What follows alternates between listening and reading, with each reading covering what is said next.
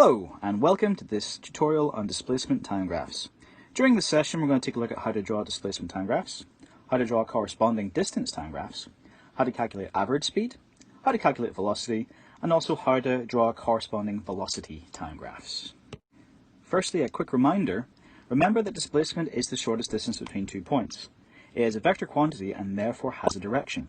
And the direction should always be taken into account whenever we're drawing displacement time graphs.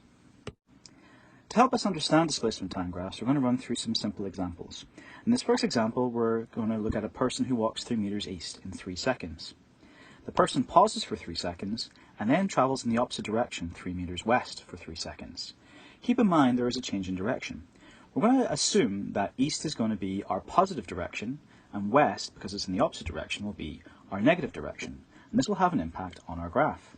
The first question asks, what would the displacement time graph look like? To start with, let's set up our axes.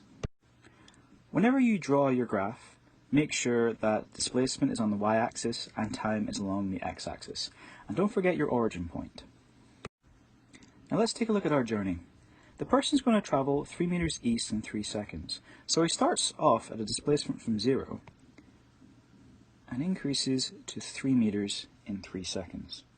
He then pauses for a further 3 seconds, so his displacement doesn't change during those further 3 seconds. So you get a nice horizontal line. And then finally, he travels in the opposite direction, 3 meters west for 3 seconds, which means he travels like so, negatively. Now let's take a look at the corresponding distance time graph and how it compares with displacement time graphs. Remember that distance is a scalar quantity, so it has no direction, so it will have a bit of a difference to our displacement time graph.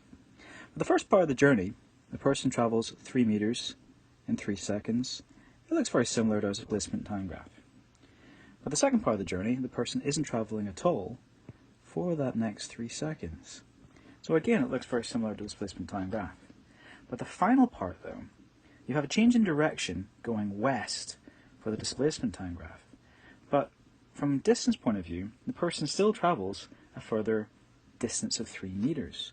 So what we actually see is an increase, taking us up to 6 meters traveled in total. So you can see there is a fundamental difference between displacement and distance time graphs. If you're not taking account of the direction for distance, then you will see the magnitude, the size of the distance, continue to increase as the person goes on their journey. Which brings us on to our next point. What is the person's overall displacement? Now we know the person has walked 3 meters east and then back on themselves 3 meters west. So technically the displacement should be 0.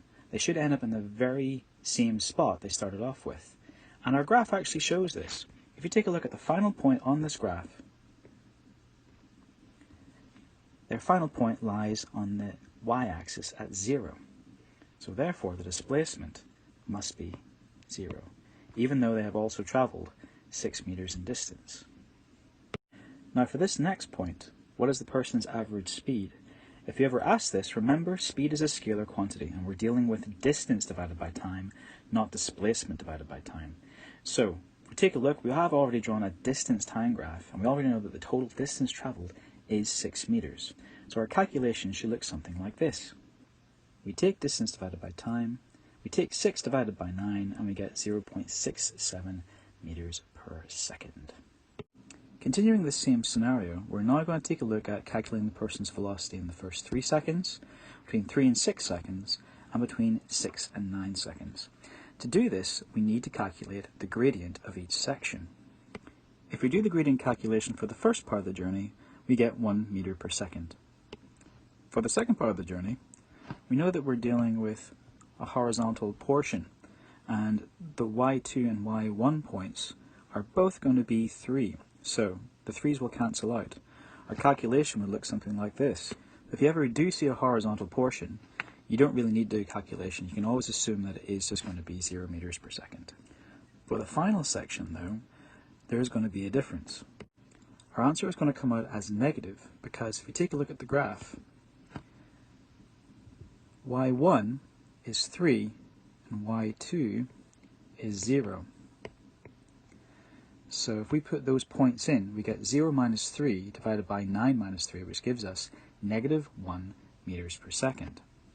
This makes sense, however, because remember, we're traveling in the opposite direction. So we have a negative displacement going in that direction, and therefore a negative velocity, minus 1 meters per second, going in the opposite direction. Don't be afraid of getting negative answers. Some common mistakes people make is getting y2 and y1 mixed up, and often you'd see some people doing 3 minus 0 again for that last one. Just be careful, make sure you identify where y2 and y1 are. It's one of the main reasons why we use the gradient calculation for this. Now for this final part, let's take a look at how we can convert a displacement time graph into a velocity time graph. Now remember, for our gradient calculations for the first part of the journey, we did calculate what this velocity was. We took the gradient calculation for the first 3 seconds and we got 1 meter per second. This shows that every second that passes, the distance increases by 1 meter. But this velocity is constant, and if you get a constant velocity, it appears as a straight line. We had 1 meter per second for 3 seconds.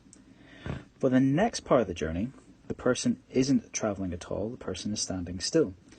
And looking at our gradient calculation, we did get 0 for that one. So for the next 3 seconds, the person has a velocity of 0 meters per second. And for the final part, the person is traveling in the opposite direction. For the final 3 seconds, after we did our gradient calculation, we got negative 1. And again, that is a constant velocity of negative 1 for the final 3 seconds.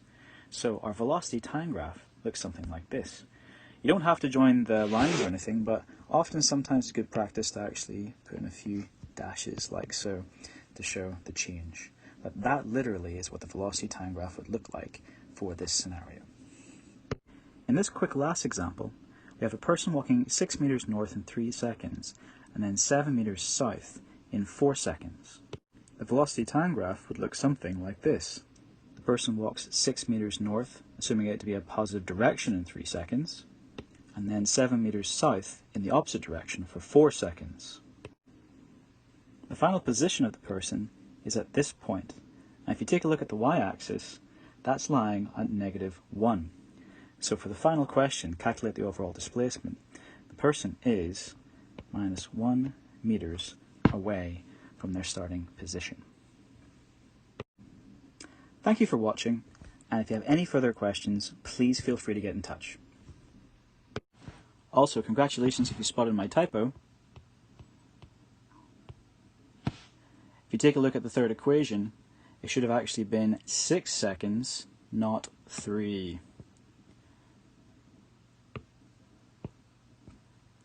Well done if you spotted that.